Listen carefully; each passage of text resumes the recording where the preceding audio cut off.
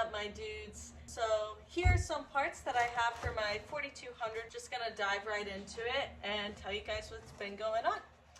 Although we are not working on my car yet, we're working on his build with the 3700, and it's been a lot of fun lately. He's done so much already. He's bought so many more parts to keep that momentum of working on it, and hopefully we do some testing in his car in February.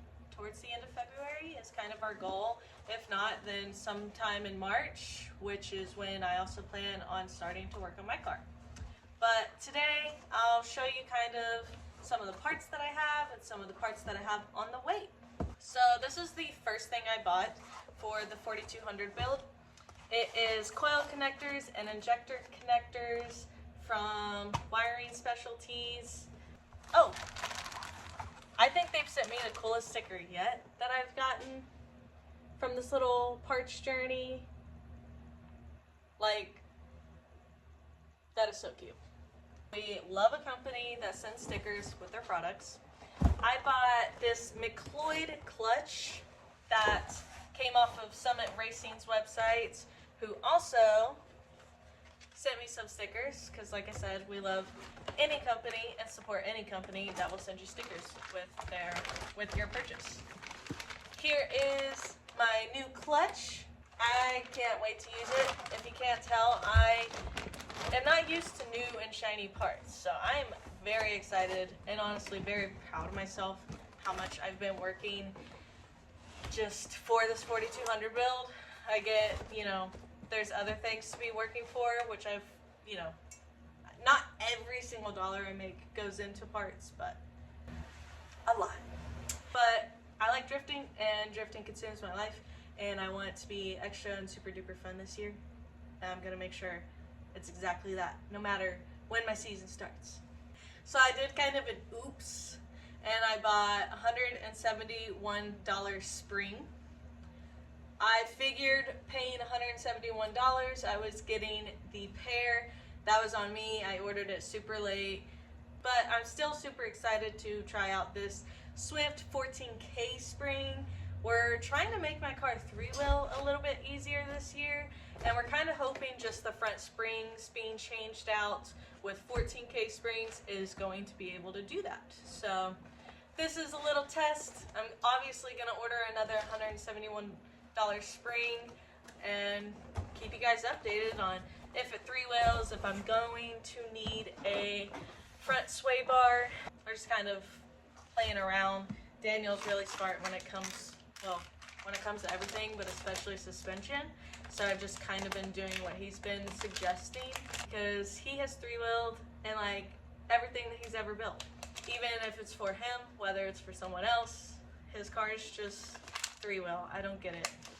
This is another small part, new and shiny part that I have for my 4200 build. It is the inlet turbo flange that I got from Ace Race Parts. That is everything that I have currently for my 4200 build, but I also have a lightweight flywheel that is coming from Atlas Industries. It should be here in about 2 to 4 weeks. That gives us more time to focus on Daniel's car, because once that flywheel gets here, we're putting that AR5 trans connected to my 4200 motor, because I finally have a motor that I paid $200 for. Thank you, Facebook Marketplace, dude. So now I have motor, trans, a bunch of goodie parts, but I also have essentially a brand new Garrett to go on my 4200. I'm really excited to use it, because I just feel like it's going to pair very well with the 4200. So yeah, I'm really excited to be spending all the money that I have been spending, and I never thought I'd say that. But anyways, that's what's new with the 4200. Let's see what Dan has going with his 3700. Everything that he's already done, things that he's bought, and you can see the car with the 3700 in it. So yeah. Okay. Good morning, guys. Here we are. This is the A86 that I will be drifting for this season. I picked up a Atlas 3700 for this a couple months ago. and I've finally gotten to putting it in the car. I started about just a week or two ago. Things I've already done so far, because I haven't been able to make updates just yet. Engine mounts are made. They're just super simple. Cut the stock ones apart, weld some DOM tubing down to a flat plate. Super easy. Not really worried about winning shows with this, just want to go have fun. The Atlas is also a very tall engine, being this is a 3.7 liter. It's very vertical, so I had to cut the top of the valve cover down. You'll notice there's no more oil cap here. We're also going dry sump with this. And I cut the bottom of the pan down really short. Cutting the pan down really short to make it not lower than the subframe kind of started the whole switch into dry sump. Just don't want to have issues, don't want to have oil servation issues anymore. So we're going that route. There's a couple of things that made this a lot more affordable. The big thing being Speedway Motors now offers a brand new dry sump tank for about 300 bucks. Yeah, show the oil paint. And we're just going to be using a used NASCAR dry sump pump. It's a three-stage. Two is a scavenge, one's a main pump, and then just some oil fittings and lines, and that'll be that. So there's a couple of parts in here. I've never gone dry sump for myself. This is the first time I'm doing dry sump on one of my cars. The next thing that's going to make things a little bit nicer is switching to wagon style boost clamps.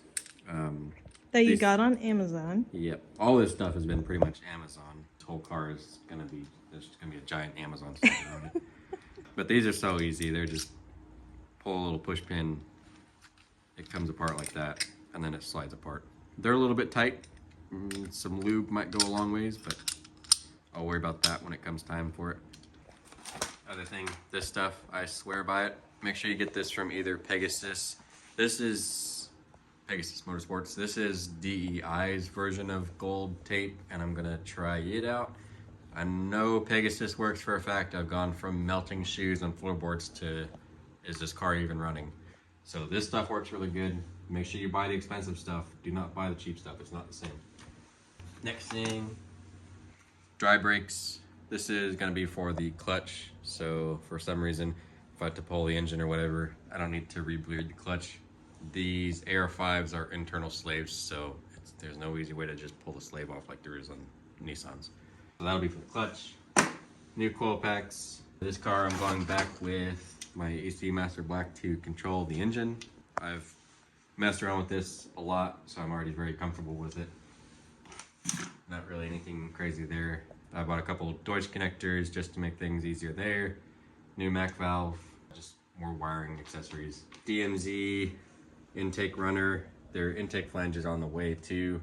These have a really odd shape, so that makes it easier to make everything flow better. They also sent this really cute and cool sticker. Just imagine that's a Bara. Sorry, Zach. Two new coolant tubes right down there that I've bent up for this. The exhaust is on the other side compared to the RB, so I want to keep the coolant lines as far away from the exhaust as possible. Also try to keep everything tucked up high. This car doesn't necessarily sit that low because it's an 8.6 on 17s, so they kind of monster truck no matter what you do. Oh, explain that you're not using that. Yeah, that's this is for a different build, but it's something I picked up recently. I traded a transmission for it. A little scuffed up. Transmission wasn't perfect either, so that'll be for a future project. Yeah. I will be using this Pulsar turbo. I believe it's a GT 3076 is essentially what it is. And I just need to rob that wastegate off of that turbo to use with this setup. Transmission fits. The shifter came out pretty much in a good spot. Yeah. The way it is. So I don't have to do anything weird or crazy for the shifter. Yeah, that was very nice. Little list of everything that's left to do. Some of the key things that we're doing with this build in specific is the dry sump. That's a pretty large thing. If you guys are following this, you probably also follow or have seen a lot of Nivlac stuff. He's done dry sump. He's done a lot of dry sump on Atlas 4200s. I think he did a dry sump on his 3700 or 3500. Is he doing it the way that you are, or did he go balls to the wall with it? He'd probably be doing it similar to me. Cool. So yeah, we're going dry sump. And then the other thing is everything's going to be electronic. So I need to get a hold of a really large big boy alternator, because that's the only thing that's going to be driven off of the serpentine belt. I'm going to an electric water pump, electric power steering, and electric AC, hopefully in the near future. Dry sump will be mounted down here low on this side, and then the alternator will be mounted down low on this side, so there will be plenty of room up top to work on the things that are going to be breaking. Dry sump, don't really foresee that breaking a whole lot. Hopefully I get a big enough alternator to where it's not ever really taxing it. The harder you tax an alternator, the sooner it's going to break. I got to make a block off for the water pump right there and convert all that down there to an inlet for the oil pressure for the dry sump part of it. Make a dry sump bracket, make the intake, make the exhaust, and make the alternator bracket, whatever alternator I end up getting. Not too difficult, just time consuming. There's also this here. Oh yeah. Nivlak said he was going to try using this as a way to create anti-lag for his 5-cylinder build, but I didn't really see him make any more updates on it, so I'm just going to go ahead and try it too. But basically it's just it's an EGR valve, and it's got ports going to each and every exhaust port in there, or so I've heard. I may double check before I run this just to be safe, but I will run from the charge pipe off the turbo back to this, and then I will have the ECU open up this solenoid whenever I want anti-lag to activate. So it'll, when I let off the throttle, it'll charge boost pressure into here, boost clean fresh air into the exhaust with extra fuel going in there, boom, pop, bang, turbo noises. So should be good. There will be no lack of torque with this setup. That is a quick little update of the 3700 progress and the 4200 progress. Super excited to continue for you guys to follow along. I'm keeping track of all the purchases. I like including you guys. I hope that more people do 4200 builds and 3700 builds. This is the most excited I've been with my car in quite a while, because I'm just excited for more power, more torque, more reliability. Don't forget to like, comment, and subscribe. Hopefully we will see you guys here soon with even more parts and more progress done to the 8.6.